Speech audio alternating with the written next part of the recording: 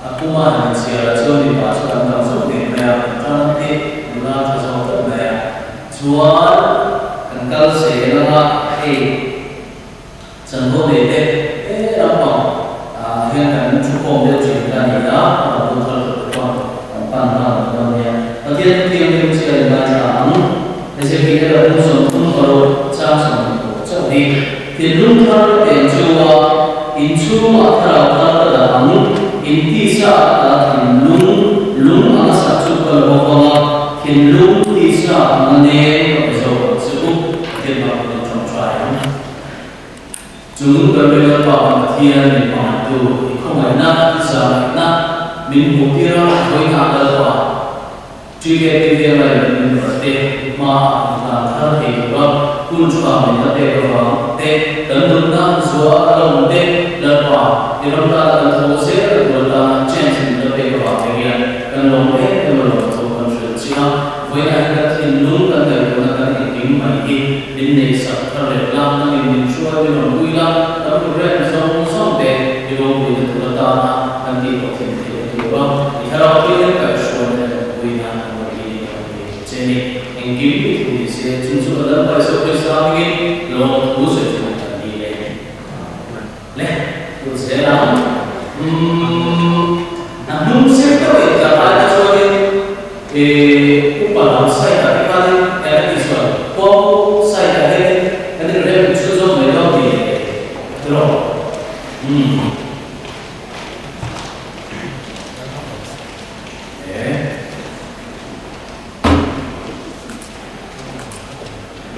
ini kita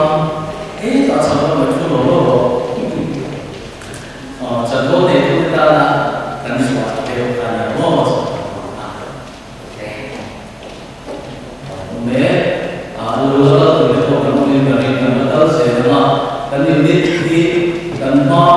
terlupa tanpa sebelumnya masuk dalam depan juga tidak ada masuk karena suci luar suatu suci nak berarti itu suci nak kan sudah sampai kan sudah apa kan sudah suruh ada sunnah Zela terus dia malu banyak suruh terus masuk ke komputer dalam mulai dia terus kalau kita suruh antara lawan dulu di software lại có cái phong mong rồi liệt các buồn sầu sẽ cảm thấy sự của lại cả phong có sân hay là phong buồn cả là ăn duy để ta phong phạm phạm thì tôi nghĩ các đồng bộ nào cần nên để thực hiện các đi sửa các cái để tốt vậy lại nếu mà sẽ là cái cần ai chọn cả bộ hình là sẽ để mà không có cái cần phải nắm cái bộ hình đó rồi sẽ không tốt hết mà sẽ là cần thế thì có chọn cần là tất khi nào làm cho chú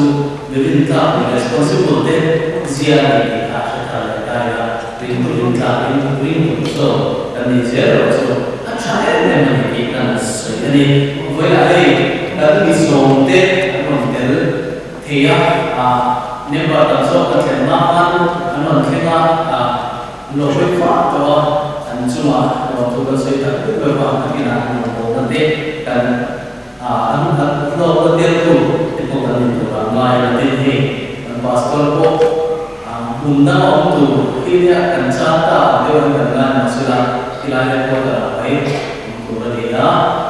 nanti karena so din dari muka pun jadi ya cerita tentang macam ini kalau mungkin Asia ini tujuan mereka program kan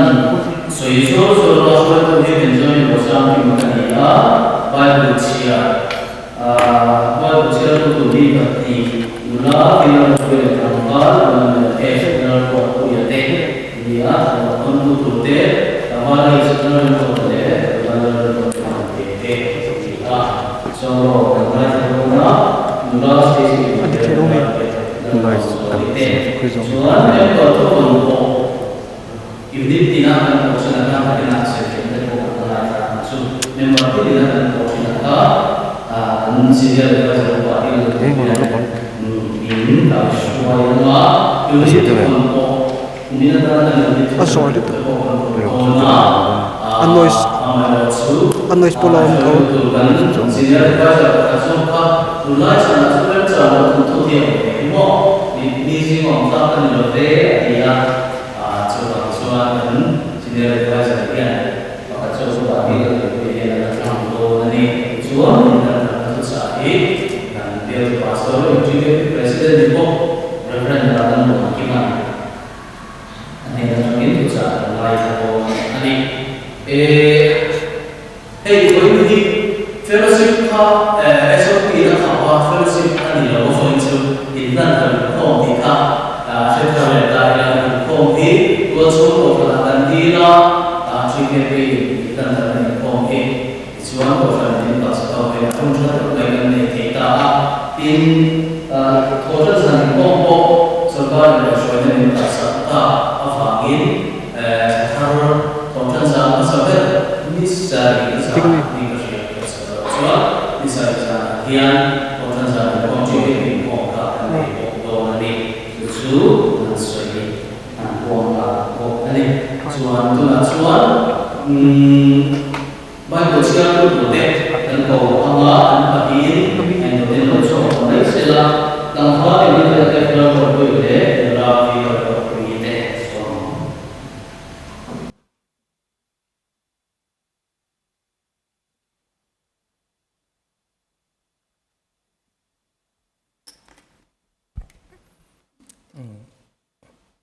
Inkar lat deuh mi mun ni ami thui deuh laka chiar kha ka du'a pathian thu thiang lim chiar ni lo ngai thlang daniela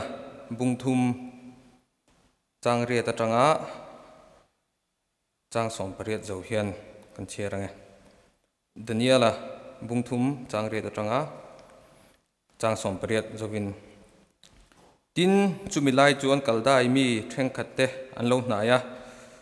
juda mi te chu an ron heka lal ne bukan de zar hne na chuan o lal ber kum khuwa in da mangche nangin o lal ber mi tu po to torot te pheng long te tring trang te sakbut te tring trang pui te bacha te ri thei chi zong zong hria apiang chuan bokhopin rang kachak milim chipai an buk turani tin tu po bokhupa chibai buk lo apiang ro tuina mei puya pailu anni ang ti in thupe ke siama jutami threng khat babulon ram bial chungchanga hautu a isiam sadrakate mesakate abet na ko te khan kha an oma heng mi te hian olal ber an poisa lo che ani ipathian te rong an bolova rang kachak milim idin chu chibai an bu khek lo ti in an soya ti chuan ne bukan de zara chuan thin nu le thin tot takin sadrakate mesakate abet na ko te chu ron hroi turin thu ape a tin heng mi te hian lalma a chuan heng mi te hi lalma a chuan an ron hroia ne bukan de zara chuan athala an hena o sadrak mesak abet na ko ka pathian rong bolova karang kachak milim din jibai buk lo hi in tum reng emni tuna chuan totorot tuna hian totorot te pheng long te tringtang te sakbut te tringtang pui te baja te le ri thei chi zong zong in hriat huna bok khupa ka milim siam jibai buk tur in ni to chuan a tha e jibai in buk lo ero chuan chumi lai la chuan ro tuina mei puya pai lu in ni ang ka kutata chan chuak tur cheu pathian chu tunge tu an ni nge ati a satrakate mesakate abet da ko te chuan lal chu an changa a hnena o Nebuchadnezzar he thu a hiang kan chan chepo angai love kan pathian arong kan bol thina chuan ro tuina mei puyata min chan chuak thei si a ikutata po olal ber min chan chuak mayang chutilo po ni sela olal ber ipathian rong chu kan bol don lova irang kachak milim din po chu chibai kan buk hek lovang ti hi hri angche anti a chon heta thu thung thar lampanga khanin rom khwa mi tin hena tir ko phol le khaton bung som pani na chang kwa tang khan kan chiarange rom bung som pani chang kwa tanga chang som pariat zo pokin athupu ya khang christian ten dun dan tur ti kha ani mangai na chu vervek na telovin ni ro se sual lam chu huwa ula thalam chu pom tlat ro u naw te mangai konga chuan mangai takin in line na ton thau ro u choi moi konga chuan in du sak ton thau ula taima konga chuan that the su ula tharau konga chuan thane mangai ula lalpa rong bol ula beise na konga chuan lom ula shom tu na konga chuan chel ula trong trai na konga chuan trong trai fan fan ula mi thiang hlim te tlak chamna chom dol ula mi khwal te lomin om fo ula ati du da tu che uchu mal som sak ula mal som ula an chia chu lo su lom te chu lom pui ula trap te chu tra pui ro u ngai to hun khatin om thau ro u in ngai to sang lu tuk su ula mi te te pol jok ro u in ti fing su u tu sual po sualin thung rul su u mi zong zong ngoya thil moi chu ngai to lok ro u a thei phot chuan nangma ni lamtal mi zong zong nen in remin om ro u a thei phot chuan nangma ni lamtal mi zong zong nen in remin om ro u dalpan kan za tan mal som ro se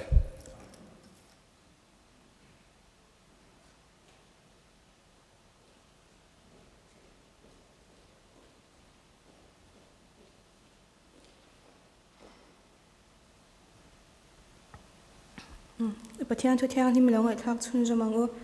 rom bung ruk chang kwa achang chang som pali zawin rom bung ruk chang kwa changin Krista chu mi thi jinga ta kai thoina oma athile don to lo ti kan hri si a thina chuan ama chunga thu anei to lo a thina chu swalam konga chuan atan voi kha chau a thi ani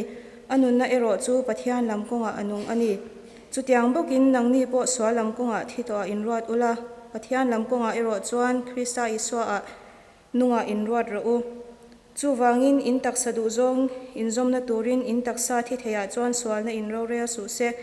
in taksa peng te po fello na siam sheyatan swal hne na pe phal hek su u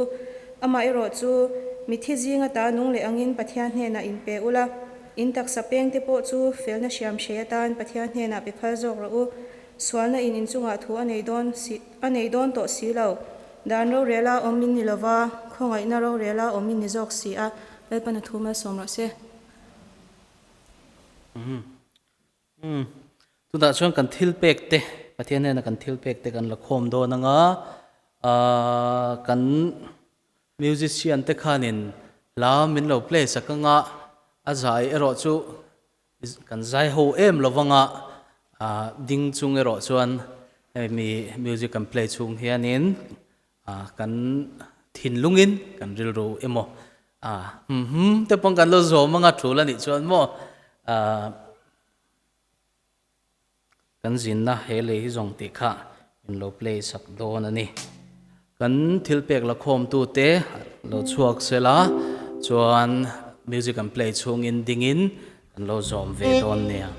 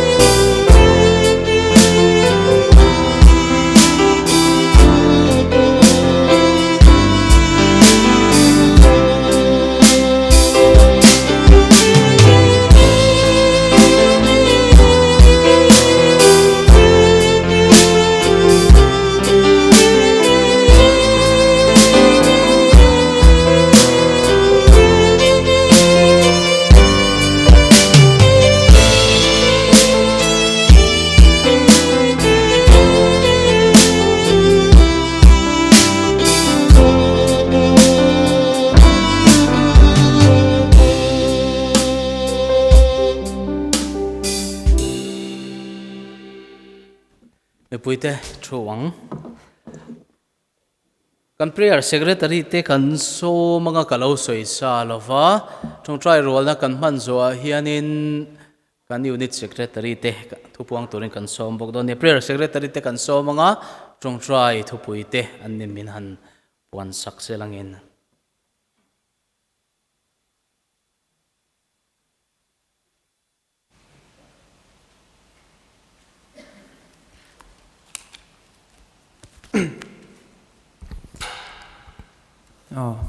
trong trai này hun kan lo mang do na nga pathian thu ka chair to lo me nga ka ma tam ta kan chair to a tun February le March thlatlu nga tan hian nula routine en khan prayer secretary tan ruat kan ni a ama ka handing ve hrim sela kan lo mu ve hrim tan ale lo me chuan di khan nakina po enge mo tung try pui du na te kan lo ya tung try points tur te kan lo nei chuan subject tur te kan nei chuan kan ne na mo nula routine na mo khan kan shil thin lo ne ti kha kan soi ni e chuan kan prayer points tur te hi atam lutuk lowa dam lo te ti lowa hi chuan point paruk khi kan ne ya pakhat na chuan pathian in kan nun na voini thlenga la zuwa wangin pathian hena lom thu kan soinga chuan panina chuan alam hoina hun tha le arong bol na hun tha min la pe ka wangin pathian hena lom thu kan soinga chuan missionary zongjong te tan kan tung trai lenga ka soizau lo me nga missionary zongjong te tan kan tung trai lenga chuan kan ram hroi tu te minister te le MLA te pathian du da na ron rel theinan kan tung trai pui bokanga chuan kan thalai member pui tam tak te rui hlo in ati buai tam takan oma chung te tan chung kan chung trai pui bokanga chuan thei kan share theu angin tuna po Russia le Ukraine te an buai me kan ni a inkhom na te pokan ngai thatu a Ukraine rama hian kan Christian pui te tam tak mang ang takin anom me kan ni a ani po pathian hina kan chung trai pui bok do ni chuan dam lo te a khan pupi si zolian te nu pa kha an pani an nu pa in cancer an ni a an khungai thla khop mai an ni po dam na an lo chan le theina ngan dil sakanga chuan pu HLL fak zuala kha civil hospital a thin lampang wangin om me kani a tangan dil sak bokanga chuan pulal ram enga kha cancer ni boka chuan Michael lalming moya kha stroke wangin om me kani a chuan oi khat ka chir chuak le lokang oi khat soifia to lowin pathian in kan hun na voini thlenga min la zuwa wangin pathian en alom thu kan soinga alam hoina hun tha le rong bol na hun tha min la pe ka wangin pathian en alom thu kan soinga missionary zongjong te tan kan tung tra enga ram hruai tu te minister te le MLA te pathian du dana ro wan rel zel theinan rui hlo boy tang mek kan thalai member pui zongjong te tan Ukraine rama kan ring tu pui te tan dam lo te pu PC zolian te nu pa cancer te pu HLL fak zuala thin thalo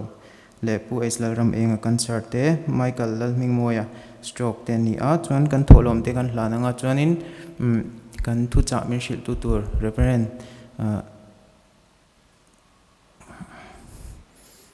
kan te reverend vanal muan kimatan kan tung trai bok don ni le kan zawain lo tung trai ngu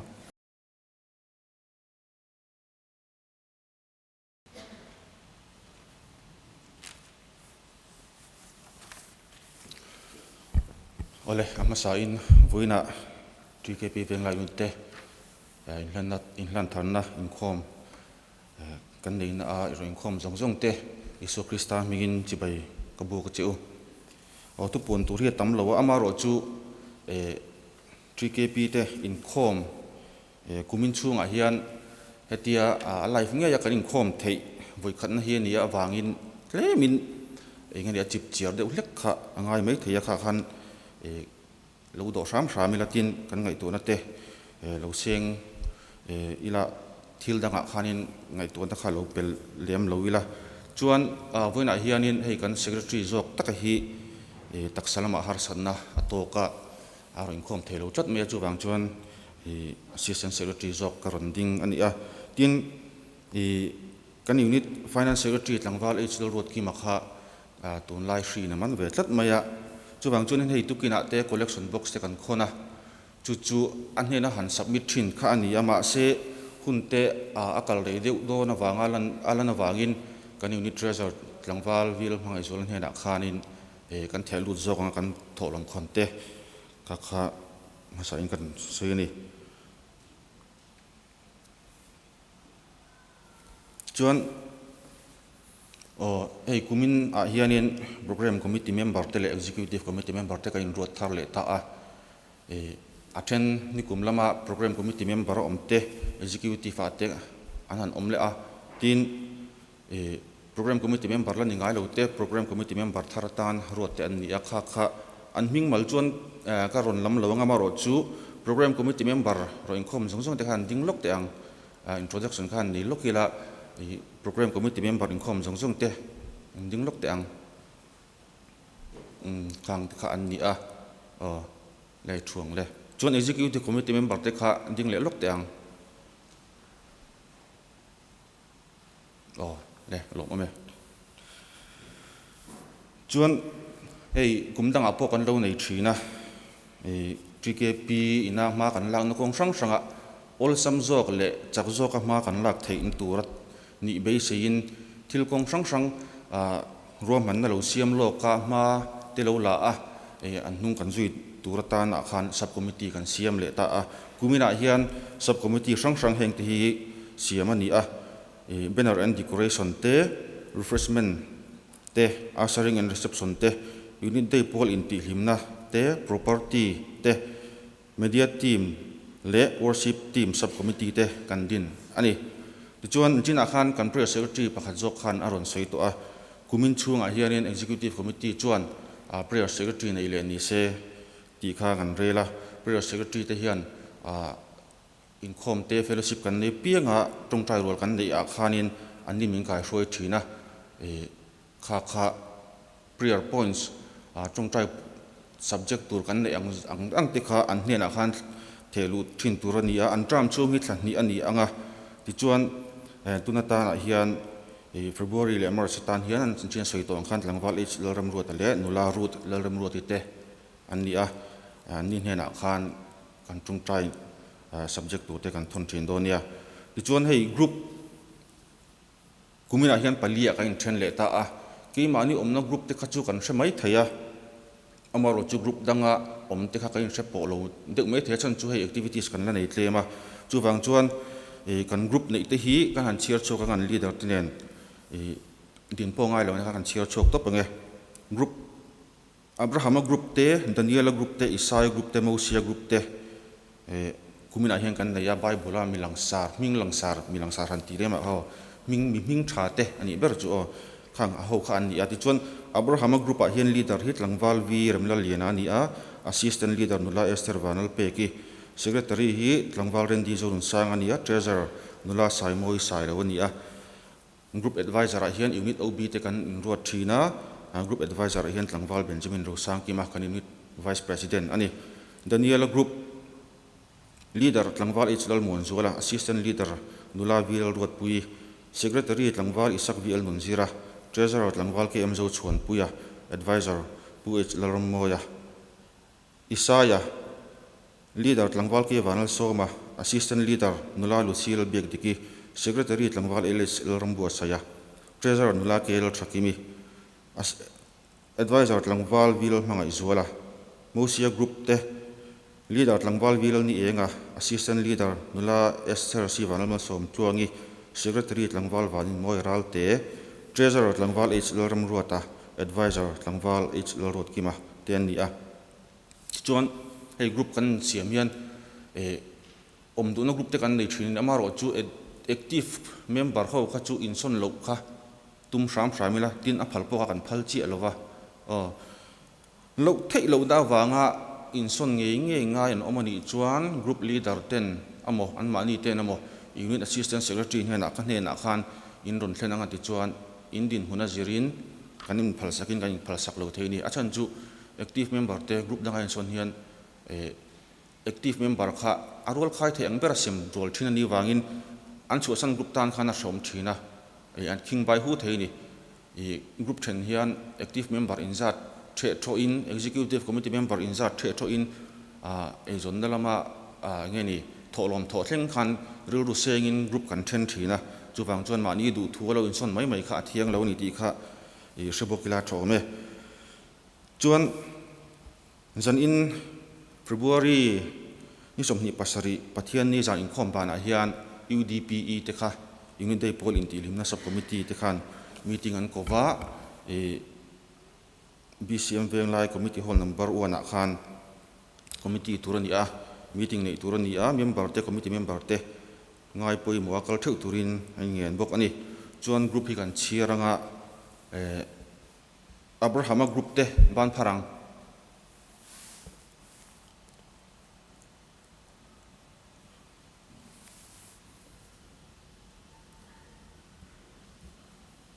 Daniela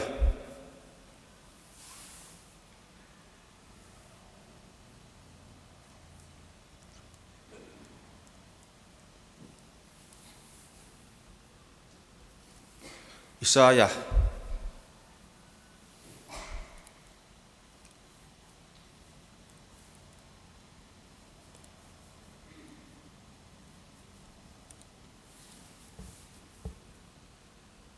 Mosia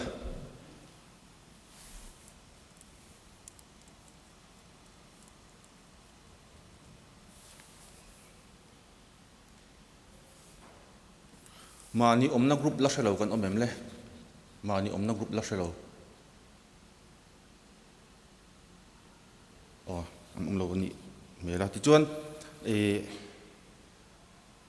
kan mi som te le kan unit member ni chia lo mi ron khom pui tu te kha ban phar vele lok te ang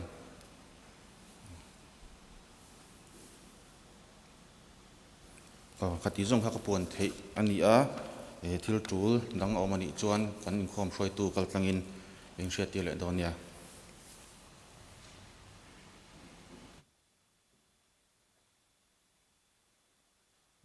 alo mome ei khua hi lum talle maya kor lum ka ha poi ka in chira han phel em chu ka tia elaya hanin phel em ka chu ka hre dewa ka thu than dep dep maya kan ni ve mo ka hrelo nguaya ol rio maya kan thu tum vo maya mas kan vo ma ni tho kan hip le ta sahu box ya mo mut ka chuak du rio maya kan in sangbar anga in lan thar dur omlo khopian kan mu zo i ve kang ti kha alo devin ka hria chu wangin hanin thing har ta sim simila a tha ome pathian tu ka chiaranga chummi zo a chuanin nula Stacy punte pathian fakna hla saturin kan som don nia rom keu in keu har sim sim teng bible keng zong zongin rom bung som pali chang sari chang som pani zo kha kan chiar don ni kan chiar rual jok nge don mani thui emai nakina atoi deuh kan chiar rual don ni rom bung som pali chang sari atanga chang som pani rom bung som pali chang sari atanga chang som pani tuma mani ta na nung kan nilofa tuma mani ta na thi kan heklo kan nun chuan lalpa tan kan nunga kan thi po in lalpa tan kan thi ani si chu wangin kan nun po in kan thi po in lalpa ta kan ni Krista thi na le alo nun le na chan chu minung le mithilal pa ani theina hi ni si nima sela nangin enga tingei unawi soisel ni ani lo le nangin enga tingei unawi mu sit ni pathian ro rel na thut pha ma kan va in kan lading don sia lalpa chuan mitin reng kama an ku nanga leitin reng po pathian hne na in puang ang ti in chia ka chamani atia ti zia kan sia chuti chuan kan za in pathian hne na mani chanchin kan soi theu turani chuti chuan kan za in pathian hne na mani chanchin kan soi theu tur ani athu kan siarte dalpan kan za tan malmin som sakro se nula Stacy punte somang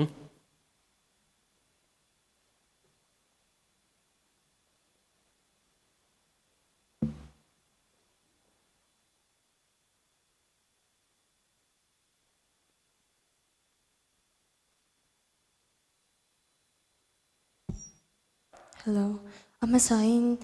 voina pathian se bebuk tura local khom zong zong de kalal pai swa krista min se bai ka buk chewa tin veng lai chi ke pitena in hlan tharna program a rong bol pui tura min somi kalom takzet bogani ti kha thoma toite karon nei ni pathian ro puina an tunge thok chua kang ti la karon hlanange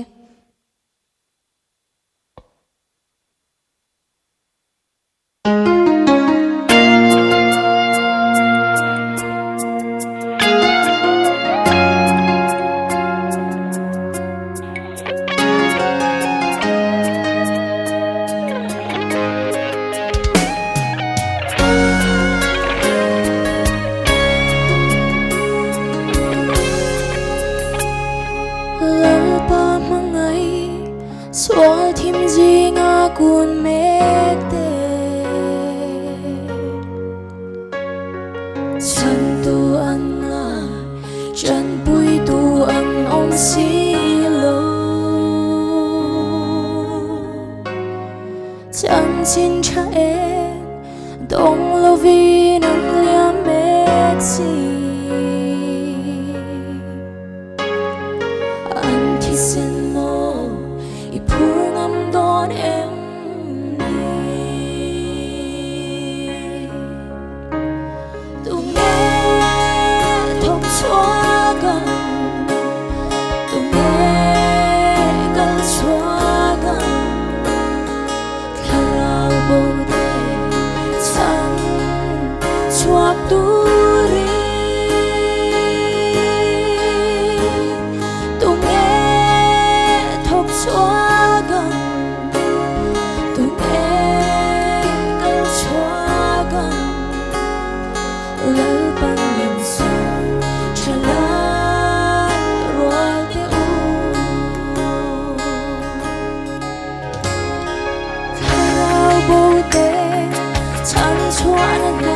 Thốt u đi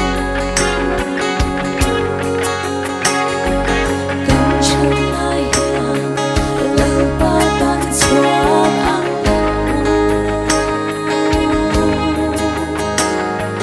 căng vang lại hùng vui lại đi ở đây xí lô Christ sẽ bay thầu vinh cơn xóa ăn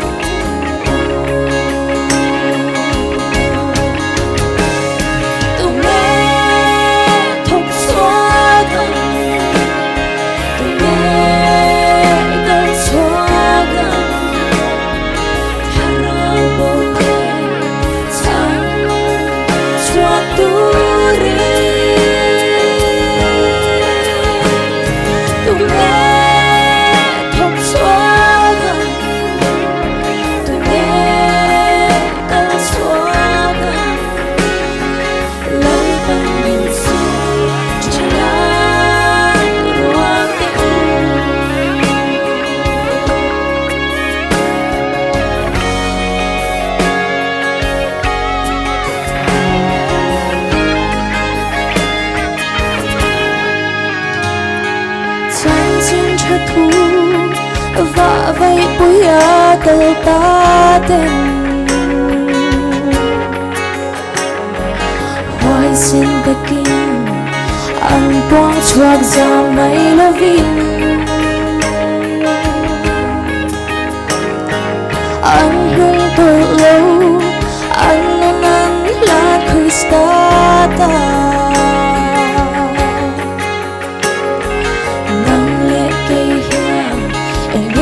soi ăn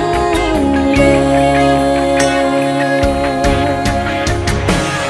tu nghe thốt xóa gần tu nghe gần xóa gần khao bầu tê chân chuộc tu ri tu nghe thốt xóa gần tu nghe cơn xóa gần lấy bên miền rồi chân lại rồi te u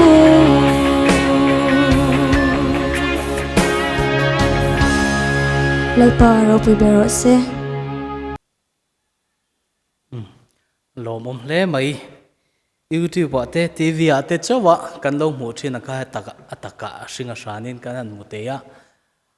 zai kan ngai thatia alom ro pui hle mai hun chep takara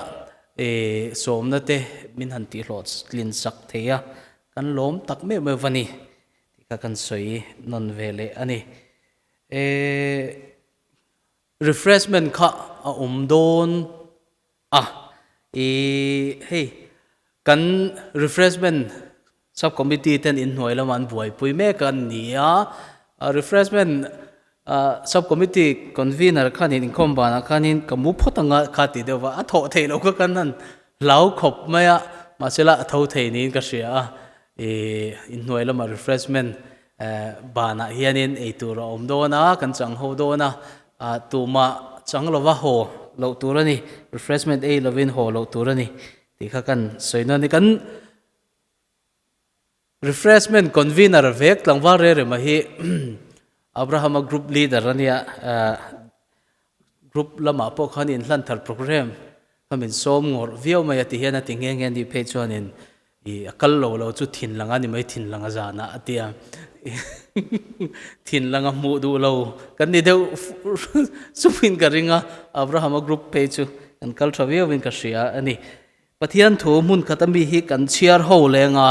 ti chuan kan advisor kan so manga ani in thu von po tur te atul angin min poi pui ta sela kan zawa in ding he tiang mobile phone mi te po kha bible king rem chang lo te po khan kan chiar mayang mo zawa in dingila psalm number zale pathum na kha chiar ho te ang u psalm number za pathum na chang so matanga chang som pali zo khan psalm number za pathum na chang so matanga chang som pali chiar chanang kan sual na te angin kan chunga atilova kan kholo na te angin min thung rul heklo van khi leichung sang taka a om angin ama tri tu te chunga angil nei na chu anasa ani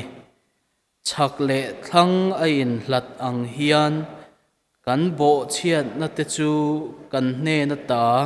ada son ta daya pa in afa te akhongai ang hian lalpa chuan ama tri tu te chu akhongai thin kan taksa siam dan hi asriata vai vut mai kan ni ti asriat reng awangin thu kan siar tel pan kan sa tan mal min som sakro se thuang kan advisor somang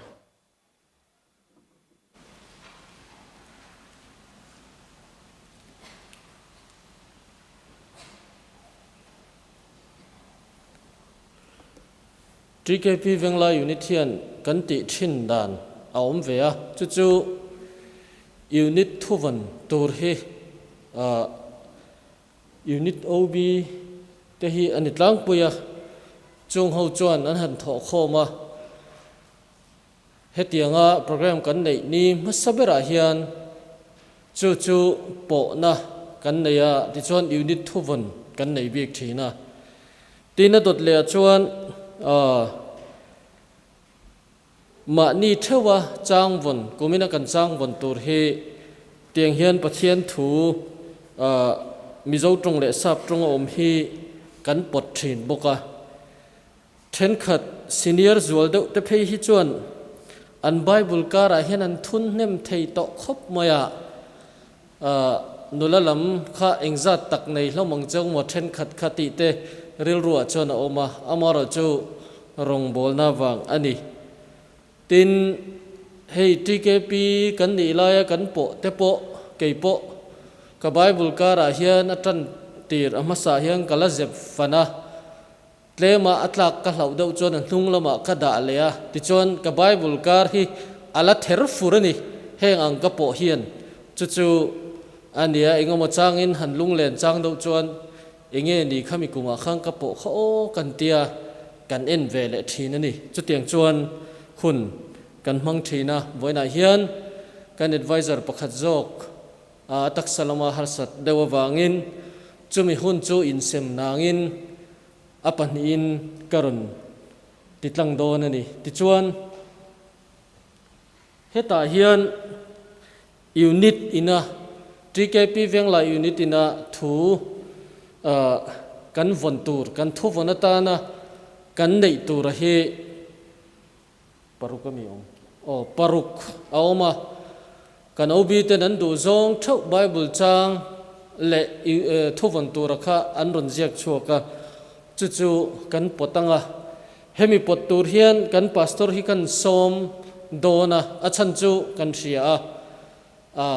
kan soi reng maya tuntum kan pastor chuak tur chu pastor dang chuak tur hi ti em kan soi po ka he chi alawa ma se tuntum kan pastor hi chu sial ve niang tu pun kan soi adinga piang hian kan soi vein ka ria tin kan soi le du kwal loka chu biakina run kala TKP member te po hi an ming hian a ko thei fur maya idam mo chumi chu address thlap maya heti ang pastor hi kan nei khat ve mani bazar bial hian chuwang chuanin kan ngai tlangin ka sia chu ani hian kumina anma ni chung koin sondon ma se hei hi lo retain ve se lo keima ni zinga hen lo chambang ve se tia kha kan dua ti chuan kan pastor kha kan han so manga kan unit thuban tur han pot sela ti chuan a chiar chuak anga chu kan unit thuban tur ania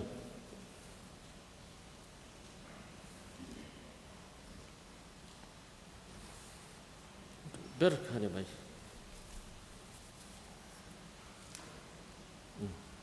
apa chayo le ka bible chang du per ti ji ngami ni ki ma po galatia bung ruk chang som pasari ani hi ni tu na china chuan tu main min ti buai to su se katak sa a hian isua chin chian ate kapusi galatia bung ruk chang som pasari katak sa hian isua chin chian ate kapusi le alo ome ti chuan kan mi khwal te po khan akina kan pot vek dona hei amwani local ve zia thina Stacy anglo hi chuan u zok u tak mi kha in u nau po hi ka shemu mal to loi no ten nulat lai kan thiat kha ani maya ipa ne nan in dream thok dan zong te po kan sai thei mai theya chuti ang chu ania mani loka apu in he khovela chuasan le nga la ani chung kwa hi chuti ang chu ani te tanga kan thiat ania kan sai tlar ta du ani chu ti chuan nakina in tlar po huna khan ang ni po kumina in chang wan tur TKP venglaya kan poni hi tin in soi thei arin ome ti chuan engte ne kan tiang o katia in zen trom lui hi seni ngani hygiene talo riau maya chu ti hian ka da mayanga engma hi en thei chuang lawa in run phoi keu mayanga thazok em o katia hi enge thazok ang tholo mai chong kan zuk zena kan tingur ngura kut zong ha kan zen dona engama fing khur thula ti hian ainga ma hi azuk hu thei chuang lawa akalar hi tlem adang lamani maya heta tang hian in du hi ti hian in zuk tianga tlem a soi deuh hian ka da anga ti chuan in lo pot mai don nia chuan kan po ma in trong trai na han nei ve sim kan dua kan trong trai ange lalpa kan pathian nang min mangai tu hei kumin sang ni som ni pani hian TKP vengla unit ten bul kan han trana executive committee ang te program committee ang tele kong sanga ro rel ngai ang chia te ro kan han rela nema sela kumina kan kaldan tur hi rel thiam a har hle maya shoi tu tele ro rel thu te tan po alu hai thak le ani nima sela nang ma rin chanin voina hian hun bul kan han trana hei in hlan tharna hun kan mang ani lalpa nangin minom puila I thu te hi samjiak tu chuan ka ke tan khon war ania ka khonga tan eng ani tia heng I thutlem te chang khat lek kan po mang hian kan nuna thuk takin min kai huai thei thin ani voina kan thil ti hi TKP venglai unit te chuan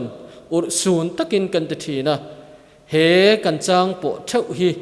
kumina hian nangin malmin som sakin ani nang taka kan nun pui theina turin he kan program tlem te hi nangin malmin som sakang che lali suwa Krista mingin chung chu kan di le amen ti chuan nung lam nge ni kan du sakanga sound ho kha amal te te in ami niang in local masamai don em ni nang ni kha lo in rem siam ta ula anni tangkhian bultan taila heta hiang karo da mayanga tle ma soi deuh hian in du hi in ron potanga sound lampang te lo chuk ula tichuan anni pozo hian refreshment in an pot lenga refreshment do hian heta thanglam nichina kan chairman thoi deuh ho kha kan du sakang chunga in pot phasaleang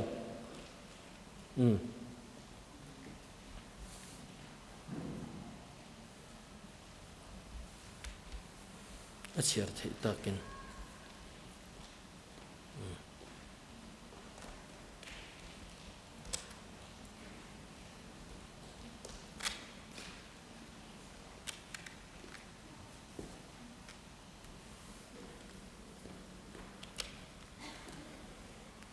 harus zo dawo mi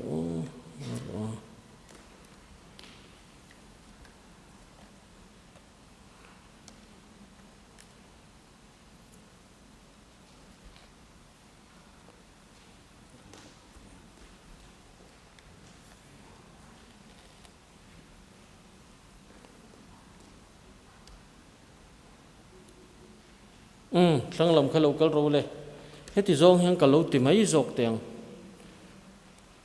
chutian I lo chuan Allah ka har e mai ka kut thi chu thiang hlem tura nga yang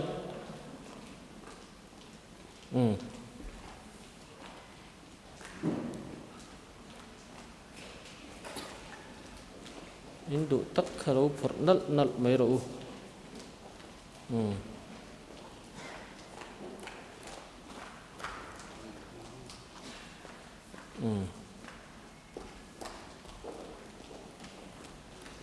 kumdanga chuan achang chuan kan han chiar kher thina ma se huna du re wangin voin chu ti hian ma ni khan kan vonganga heng te hi kan fellowship ate kan soi chuak thina min kai fuai ve thin khop mai adot le khan hung lama tang khan local ro le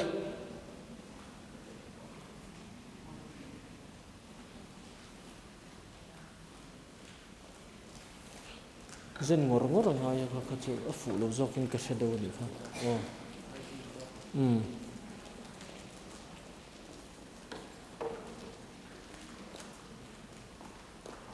ban du sir lam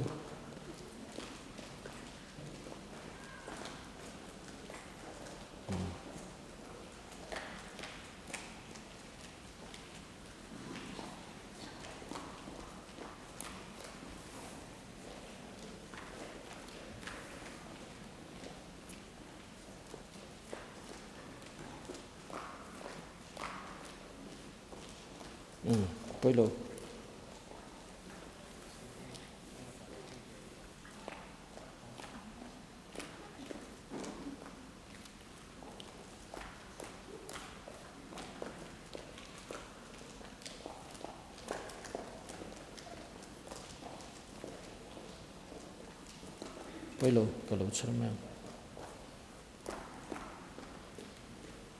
kan hura su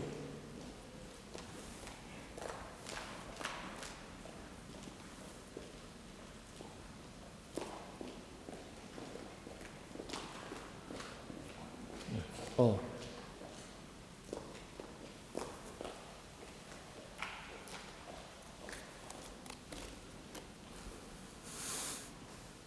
ti dan thaber poi she thiam har khop mai ton lai kan khove la hi chuan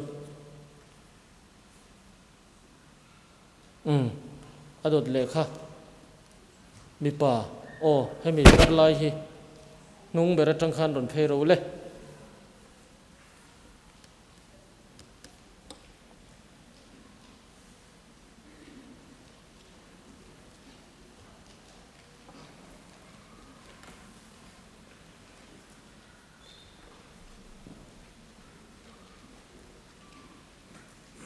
sak deuh tho lo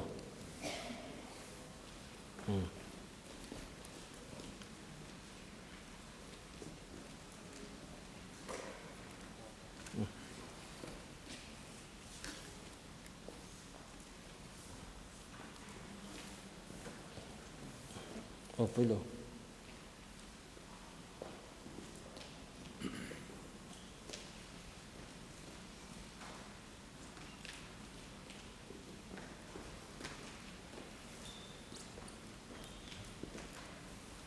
đây nang lâu vết thô nè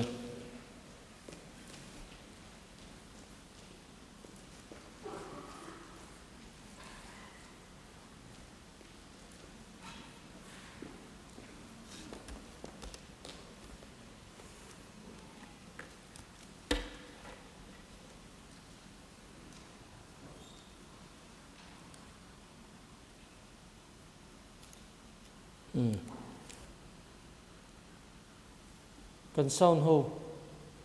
kha đâu có rồi lên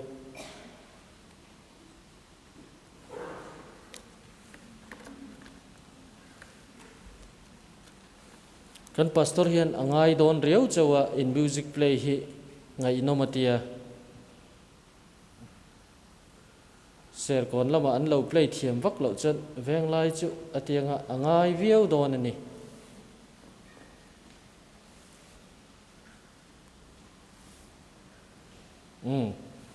le achak ber tlar amel thaber tlar ho kharon kal ro le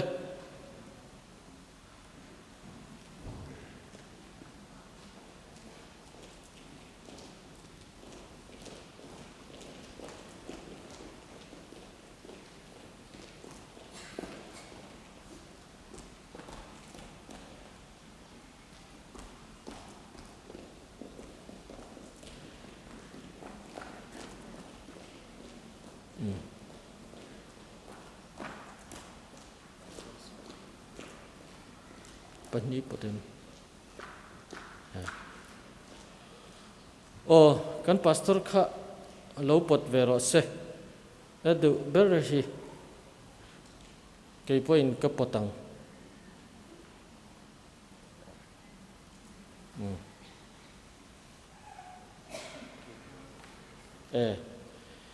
kan chairman hi ti khan po mai kan lo mem le in hnuai lam pang khan ron chho kemin ka sia ke po ka in pot veang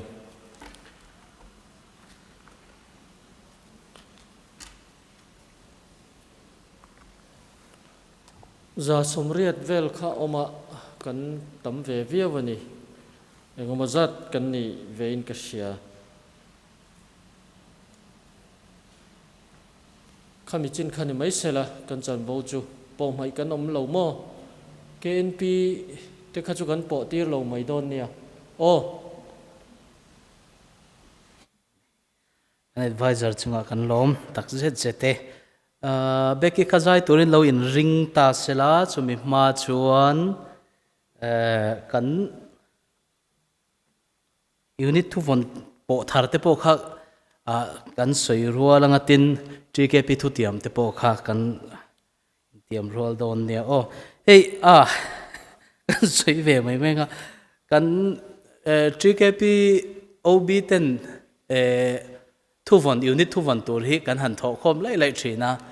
voi kat mai kap tho ver ker kan la pot ve ngai mi ro he tram ret kwa bor vel lai chu ni ve om to atang kan tho te poi thatak tak om helan ka tho te po hela om ve kan chiar chuak ve rim rim teng kan po tak lo te kha heng te hi an ni kan tiang e o rom bung som pali chang riat kan nun chuan lalpa tan kan nunga kan thi poin lalpa tan kan thi ni si chuwangin kan nun poin kan thi poin lalpa ta kan ni te philippi bung li chang ruk enga ma mang ang su eng kima tang trai le dilin lom thu ril tel zelin indu na te chu pathian hne na hriat tirin om jok ro se ti te rombung riat chang som ni priat tin pathian mangai tu ama ruat anga kovatitan chuan an thatna turin engkim atho saklom thin ti kan ria ti te sam number som li borok chang som pakhat sipai hotelal pa chu kan hne na oma jakopa pathian chu kan kulbing sang ani ti te sam number som sari pathum chang som ni pasari le ni riat ngai te nangma hlata omte chun boral don sia awiren san tu piang che chu ti boral ta a ke ta ne ro jong pathian nai he thani lalpa pathian chu ka in hum him na ka manga ana tho zong zong thu chu ka hril thei nan ti te ni ti chuan kumina TKP veng la unit thu von chu Galatia bung ruk chang som pasari von tum halang o Galatia bung ruk chang som pasari tu na china chuan tu ma in min ti buai to su se kataksa a hian isua chin chiana te kapusia ti ani kan zavain dingila bible en kan la trula ni chon la enila avong thei to ti chuan en angai lo ni maya kan zavain dingila thutiam angin kumina kan thuvon hi ti hian i football in khel do na helaya an tiang deuh khat mo kan ban dinglam veilama kan om veilama daila TKP thutiam nen kan tiam don ni o Galatia bungruk chang som pasari tu na china chuan tu ma in min ti buai to su se kataksa a hian isua chin chia na te kapusi a Krista le ko rantan kachak na isua Krista chu ring tlatin nitin pathian kapolanga kan ko ran pathian biak na le na tho na katel zelang khotlang that na le in u naw na tinget turin ka thok anga Kristan ne na midang te suai katum tlatang chuang ole la rebek la lom zoli pathian phang na hla an bon se te hlan turin kan so manga chumi zo a chuan kan pastorin thucha min hril chun zom ve to don ani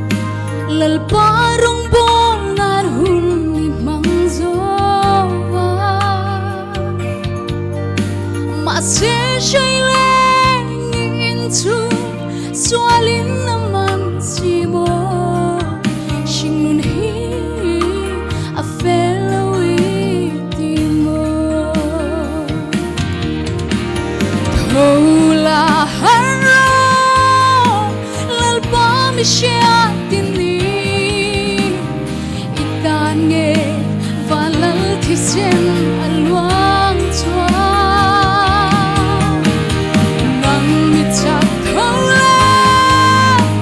van lam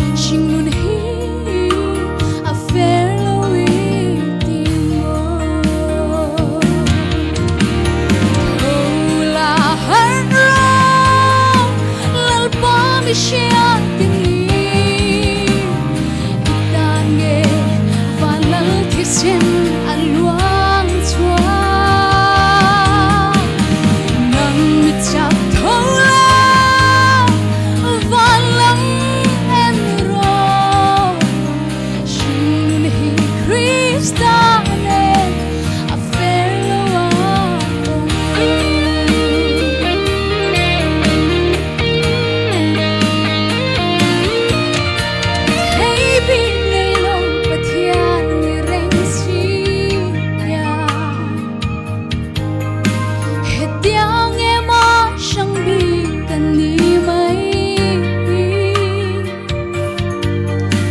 ngồi na thiên na hầu sắc na cần lấy lo về tin xin luôn hi a fair lo ý tình mơ hầu là hát ra lal pa mi shia tin ni itan nghe và lỡ thì sen a luang chua nang mi chak thâu la và lắng men ro xin hi Krista lên a fair lo lung ngày mẹ lui bé là tháp thấy tu i xoay này anh đi tu ban rồi i khô về thir da na thác xa từng chế a thir thiam thiam te dam na ani si xin luôn hi Krista lên a fair lo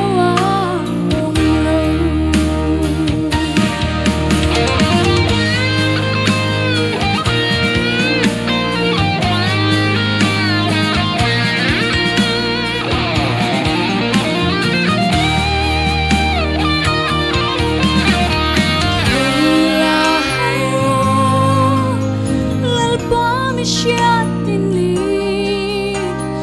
itan nghe và lal thi sen a luang chua nang mi chak thâu la và lắng em ro xin luôn hi Krista lên a fair lo xin luôn hi Krista lên a fair lo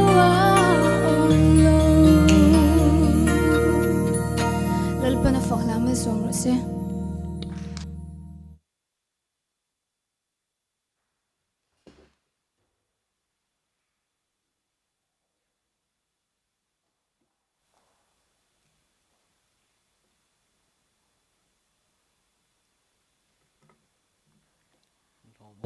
lẽ mày kan ko sana kan GKP a hianin zai thiam hi kan nga le me voina kan nei that ber an ron chop chuak ve ni ti kan thre o me program an chhuat tir khanin hei puzo mon ki makha in hnoilama chuk thlale thange ni wal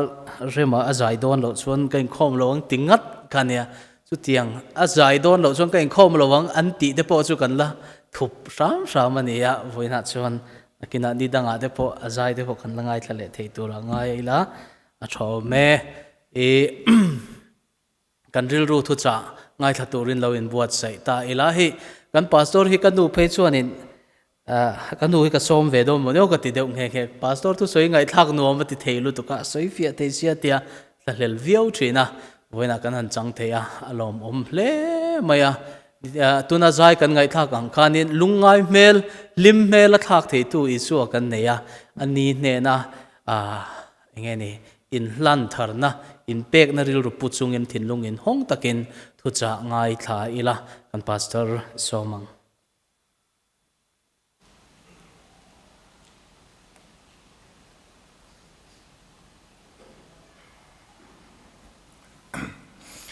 le in zafa in kan dal pai Isua Krista mingin chibai kabuk chewa voina hian van nei kein tiem ema GKP unit lian takin helaya in hlan tharna program kan neya thu cha sei tura min som awang hian kan hruai tu te chunga po lom thu am sa in ka soya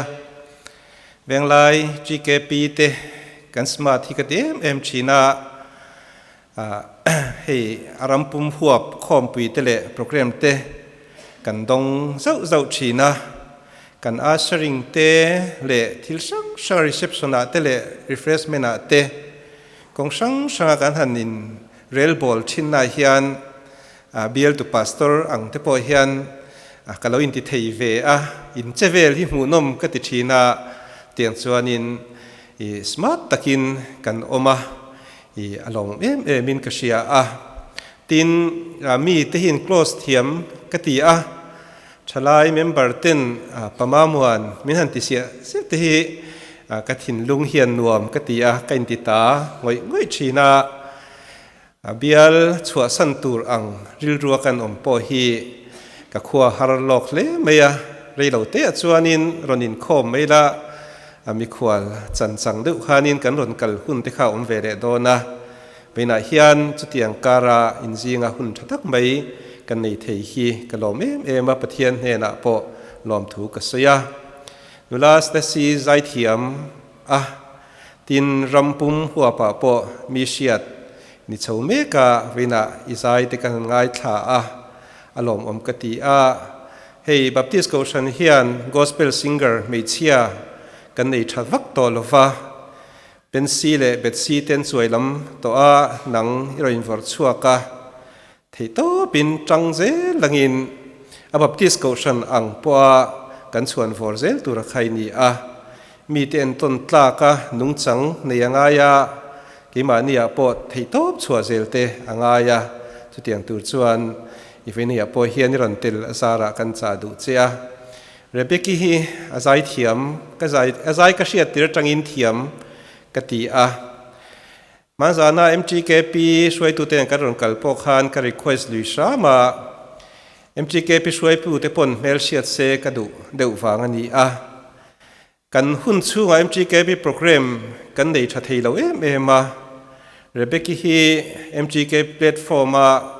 vor chua ve nge ka tuma ma se chance om talova unit ang te po in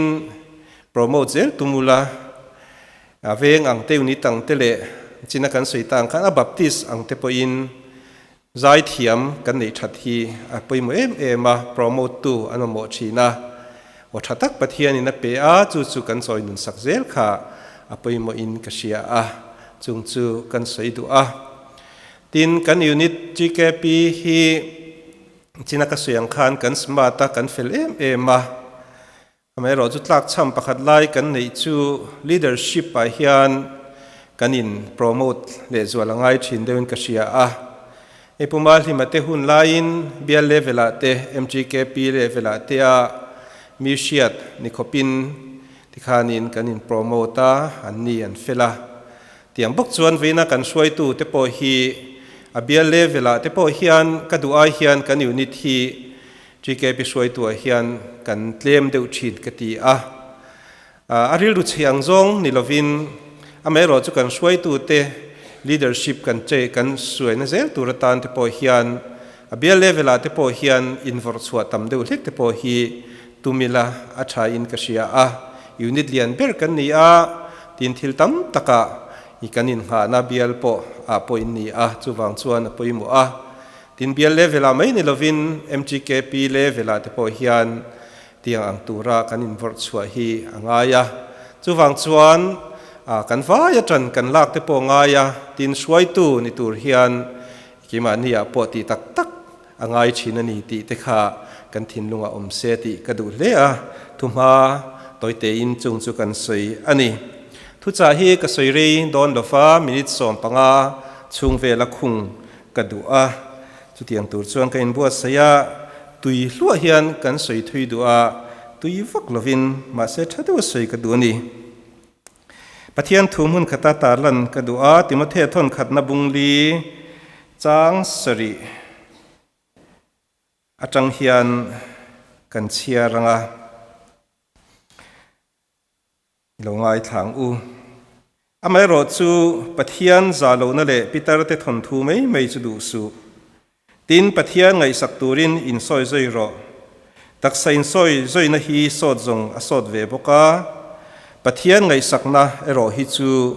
nun na tu na om sa le lo om le tur pek tiam na anei awangin kongtin rengin asotani ti china kan unit thuvona kha tu na china tu mai mi ti buai to su se ka taksa hian isua chin chian te ka pusi a ale lin thara khan ti hian a oma tu na china tu mai mi ti buai to su se ka taksa a ser te hi isua boy kani chin chiana ani si a atia tirko pola kha isua wang kha na tuar na sa at korin na kan chiar chuanin ser na sat tak pu khopin lunga den te vuak te tor na sat chia tar langa chu wang chu taksa khanin ser tam tak awmani mai the chu wang chuan chung ser mu piang chuan tirko pola thin lunga chuan aril ro om chu he ser hi kabana ser hi ka chala ser hi hei hi isua chin chiana isua boy kani ti chin chiana ni khang lai huna boy te kha chu an chala te boy ni chin chiana thir ling ten an dip thina mi dan hu chuan hei chu boy ni mo an ti thin chu tiang che chuan ni poin kha kha ngai to a taksa ser om piang kha isua boy ani na lantir na tan khan a in shiat chua pha thin ani vena hian a ser te kha kan nei velo ani poin lali suwa Krista awangin lali suwa Krista chuan nun nei tu kan ni to a chu wangin tu na china chuan tu mai min ti buai to su se khovel thila kan tlan ne tu re mo kan nun ti se tu ra kha min ti buai to su se tia kan in tiam na kan in bua sein tu ra tan apoi mo len ka sia a vena hian in hlan tharna hun kan manga in hlan tharna omzia karil ruina ngai to me ya in hlar than om zia ber chu ti hian karil ro oma pathian du zong le pathian ta na thazo ka rong bol tura in pek thar le na tiang ten karil ro chuan alo omani hei hun kan nei thalo wangin kan hun te po kan delay ani mai theya kum alo thar tir hian khatiang ang in hlan tharna resolution khami malang te point a chen chuan kan nei thina chung chu vong nung turin chumi kan von nuna pathian lama kan lo than len sot theina turatan khanin chu tiang ang in hlan tharna chu mishing mimal ang te pon kan nei thina vena po hian kan in hlan tharna hian atum per tura ka ngai chu pathian ta na thazok le pathian ta na hlok zoka ke ka pe na rong ka bol theina turin vinia hian ka thin lunga thil thar engemaw ka tianga chumi chuan ke min pen tir don ni tianga kanin bua se kha apoimo thin ani ring tu tam tak hi thanglian zel tur kan ni lai hian kan problem ero chu hemi va than len zel ai hian an niam zonga thangta hi mi tam tak ring tu hian kanom the ni mana thatak kha vina chuan thalo takin kan oma chu a chan chu pathian du zong ti zel tura kan ke pen tura ke mani hi kan in bua sai thin lo wangin kan in hlan thar zel lo awang khan alo ni a in hlan thar na hi kum tira bultana kum le ti le mai ni lovin ni tina pathian du zong ti tura kan in hlan thar na zel zo ka kha chu ta chuanin in hlan thar na hlotin na tak tak chu omani vena hian thil pathum kan in hlan tharna kan ril ruwa min suai tu tan le in hlan tharna tan po mang tai la a thanga ka ti thil pathum toy te ten ka sei do na bakharna chuan pathian laka rin om na hian kemani hi in hlan tharila ti hi ka du ngoi ani a chan chu vena hian hei kan ram din hun kan thira kong sangin kan han thira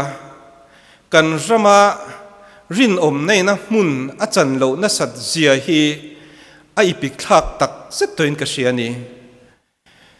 politics zona sarkar zona ni sela thil sanga ni ta sela he zoram mi pui christian ram ring tu ni si te hian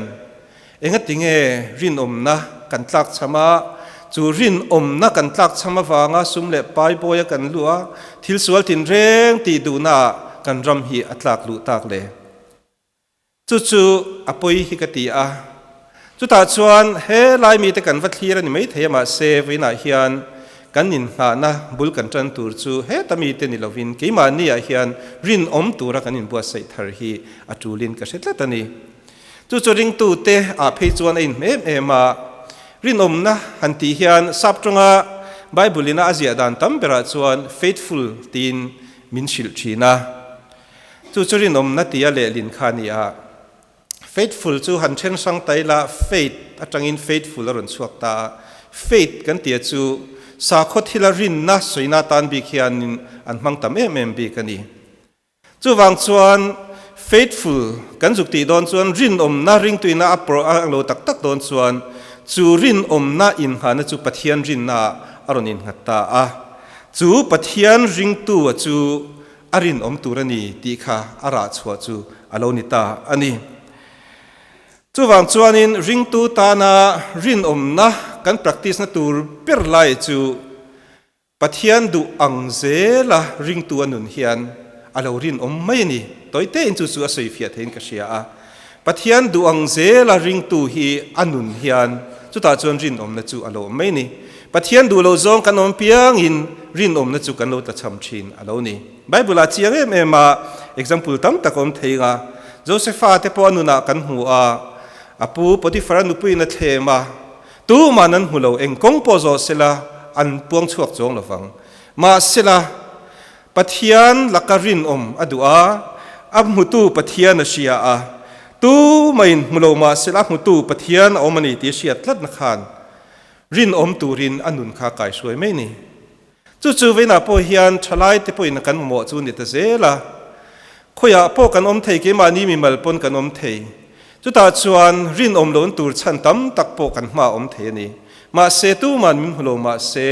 min hutu pathian omani chu pathian rin na chuan rin na min suai chuan chu ta chuan apoi mo thin alo thei thin alo ni Daniel te chian zaho apon china khan kan chia kan ngai tha a an rin na chu pathian thu nia an shiat na an din tlat na khani min chan chuak lo ma se ti kha anin ha nan tlat thin ani chu wang chuanin chu rin na kan ti hian lali suwa pathian ring tu te tan chuan chu pathian rin na pathian du zong ti du tlat na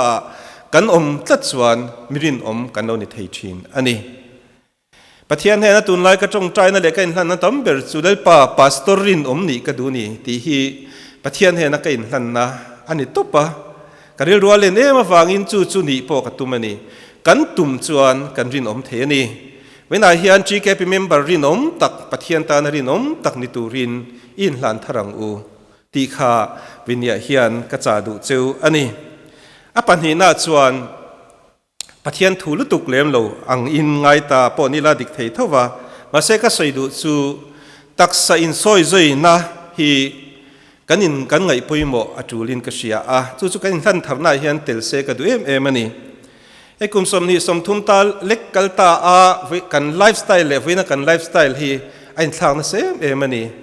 ti ve tangiala ke ni tlang wa lai chuanin chan mari pastor quarter tangin sabji bazar nuaya jingdar ni dar thuma tui choi turin kan kala kan kota vai thum vai li kan ve a hle em tiang ngai to chu ven chu pe to lo ani thasik lain fura tua tur thing kan cheka jinga kan beya kan ti thin exer kha amamo na wang khanin lo the lovin kan thok na se me ma kan tia kan exercise sani wena chuan ma son na wangin chung song de chuk ti alo ngai ta lova tui kan huna kan her ho theya thing putangai lova gesa kan eng lova chu wang chuan kan nun hi wenia chuanin alo ol to ema chu tiang kara chuan kan omani amai ro chu venia hian chu tiang ania wang chuan enge ni kan rama kan natna tamber chu exercise kan lak tlem lu tu ka wanga bp sang te zun thum tein kan ram hi ti hian min ti bua em anat na tlang lon em alon ta ni thalai te po chu midin huna chuan rei lo te ading thei kan lo ni ta ani chu wang chuan venia hian ka cha du em teu chu hemi exercise la koma hian thalai te hi in thla da lo ulaka du a zinga te hian wak ro u I tum sam ro u I thấu lại mi pon thấu lại thấu lòngกันti mấy thầy à riêng ai hiền cái work china I chalai zong zong hi an thấu lại mi đâu nè riêng ai hiền chalai tam tak an work an kal suo hi cái muni tin về thấu nè à thấu lại riêng à kan vật để la vang khanin kan ngai a chamai tur ni lova a mai ro chu mi ni lova a thom ma te riêng à exercise la chin riêng à chalai te hi kan tel hi apoi mo ngoi ngin ka sia a kan si sel lo chuan pathian ronga bol tak tak thei lo kan dam lo chuan pathian tan kan tangkai thei lo chu wang chuan he in soi zoi na ko nga hian thalai te hi in hlam in thla tham lo ula ka ti ma chu mi ko nga chuan venia hian i kan ke ma ni po in hlan thar ve shimila nu le pa te ti lom te poi tu lai chuan har mi alo nia kan tho tlai chen chu dar kwa chobor vela kan thowa jingdar saria te khanin han tho thin ula in nu ten lom em ha le nu le pa ten lom ha le ma chu in nu le pa te ti lom na tan te po khan khatiang rut po kha alo the mani chu wang chuan exercise la ka tak sein soi zoi na ko nga hian venia hian i mason turin ka du chuni a to bera chuan chu ai poimo chu loma tharau lam in soi zoi na kan ngai poimo angai ani chu pathian thu kan han chira khan ron tar langa pathian ngai sak turin in soi zoi ro tak sain soi zoi na hi sot zong a sot ve bok chu chak sain soi zoi na kha ada lian thoni ma se pathian ngai sak nai ro i chu nun na tu na om sa le la om le tur piek tiam na anei wangin kong tin reng in sot ani ati mi tam tak ring tu tam tak kan chau thin na chana chu mi tharau lam nun in soi zoi na konga chuan kan pache em mai ni i tak sen soi zoi na kan soi zo chia mishing shim mai a fit don chuan a tak sa kha in soi zoi anga ya ai enge sport a tel don chuan tlan na ni don chuan tlan tura exercise ala ka nga ya high jump ati don chuan high jump ni tura ti nga ya kha exercise kha amamo thina chumi ani lo chuan a taksa kha alo chak lova min in soi zoi na tlak cham chuan a chak lova ti chuan an ma nat na om ma a chawa alo dam lova engma ti theiloin om thin ni khatiang che khan tharau lam in soi zoi na po hi kan nu na kan practice lo chuan ring tu thaing ang po ni la pathian muchiang em tu po ni la chumia chuan pathian lam ngai sak tura kanun hi ka soi zoi ze lo chuan chu da chuan rei lo te ya kanun kha alo chawa chaw ze la setanan min be ya ti chuan a to pa chuan pathian ko shan ho zinga thalai ho zinga po tel hlei theilovin kanun kha lo chaw thin ani chu wang chuan pathian ngai sak tura kan in soi zoi hi anga ya chumi ni tura chuanin hei jima te kan kal chuan exercise sang oma dul ti thep deuh na turte om sek deuh na turte khatiang kha omani chumi kara chuanin a basic akha tharau lam a po hian in soi zoi na kha om ve tho mai thina chu pathian thu kan chiar na konga te hian ani pathian thu chiar te chu thei om tak hi ni kan phone po rei tak kan bia thil tam tak kan share whatsapp te po di khan kan share kan nui pui reng theya ni khata pathian thu bung khatal chiar tura hun in pe ka te kha tiangai mai chuan a thei ani ma se kan thei tat si lo engwange chumi ti tur chuan tum na kan nei lo thina chu wang chuan kan bible te chu kan da mai maya chiar lovina oma chu wang chuan in kan nun kha pathian thuin aron chom ta lova soi zoi na om lova kan tla che chi ani chu wang chuan pathian tu chiar ko nga te hian in soi zoi sam ula kadua tin bible chiar ba ka chuan tong trai na hun man te hi kain soi zoi na poim em ani ta chuan nge kan zan mudon mai ni lo zan mudon a po ti takin atong trai the tho hun dang kan nei lo ni po in chumi ni lova pathian pol na tak thin lung nei tura hun thol kan in siam ve te ni khata mi som panga lit nga po ni ro se pathian pol na tak nei tura ring tu nun hi tong traya ai soi zoi te kha alo ngai thina chumi kan ti that chuan kan nun kha chomin alo oma ring tu chak kan oni thin ani chutiang chuan venia hian thil sang om thenga I kan soi vek seng lo fanga amai ro chu tharau lam in soi zoi na ke mai na mamo nia ka in shiat na angzo na kha kum tinin athara ke ma hian siam tura ka in bo saya chu in soi zoi na nia ka tharau lam nun chu ti chak tial tura kan in bo saya kha alo ngai thin ani chumi ni tur chuan venia hian in hlan tharle turin thalai te ka som bok chu ani chu venai hian ka thu cha ani a thil pathum kan soi ani chu khoi takin tu matalin kha thil pathum ka soi kha min repeat sak them ding chungin khoi takin tu matalin min han repeat sak tu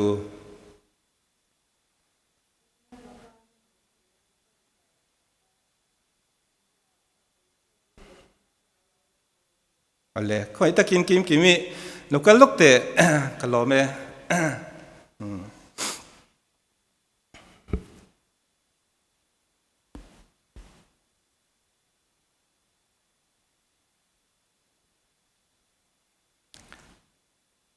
kalom khop mai iron sei vek thia khami pathuma khanin awa in katumang poti thia enge kan ti chin tiang ti inem tiếng Anh sẽ thôi đặc sự in soi rồi cái mà cho lần lần biết rồi mấy thứ nào cái chứ alle kalom me chuang oi ro la kal lo lok ro i kha zona ka zon chang tu kha thil ho te pek che katuma tu chu ki chen hi ni ki chen khel ka thana chana chu kha thil pathum ka sei kha i thin lunga lok tlat turin ka dua chu chu hun danga poi nun kong suai tu tan leng lo tan i kong suai zel tu ta na ka thana wangin ya ki chen hi kan thangani ale ale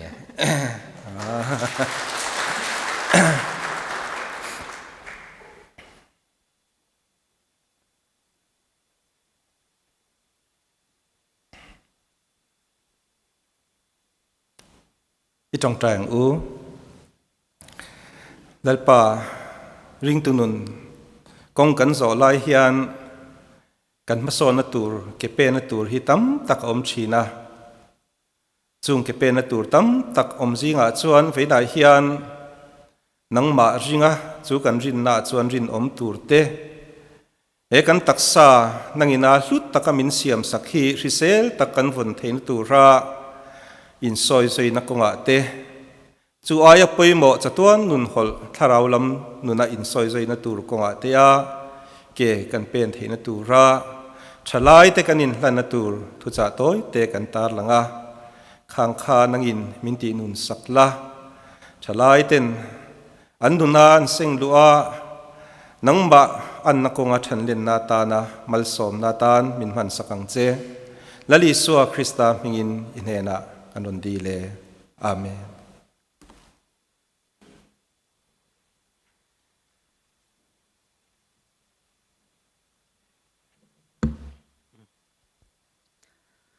lom le mai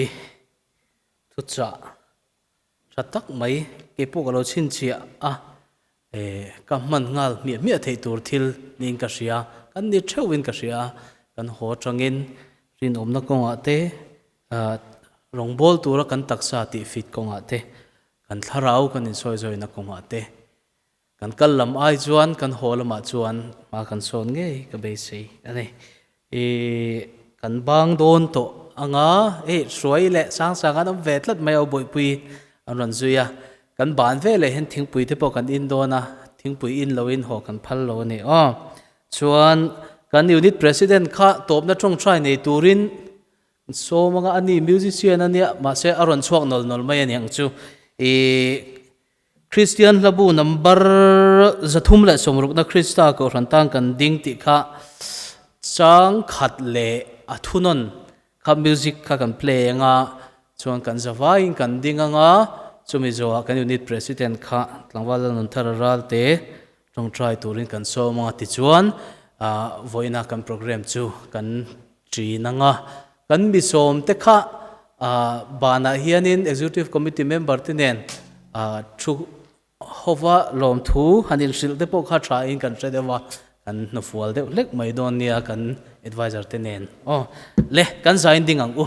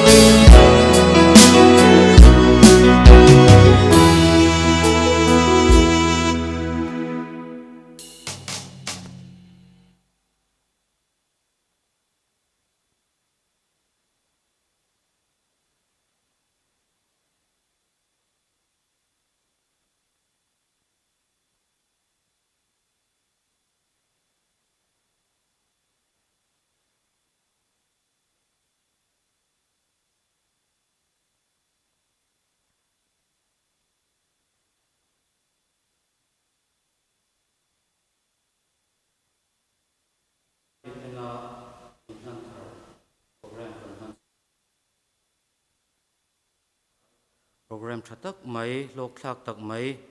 lalpa nangina min man tira wangin hne na lom thu kan ron soya I thu kan ngai thlak te I fakla kan ngai thlak zong zong tang te khan lalpa atharin kan thinlunga thu ron soi le la kan mahuna irong kan bol zel na tura hian lalpa chakzo ka tharawa in soi zoi chunga taksa in soi zoi chunga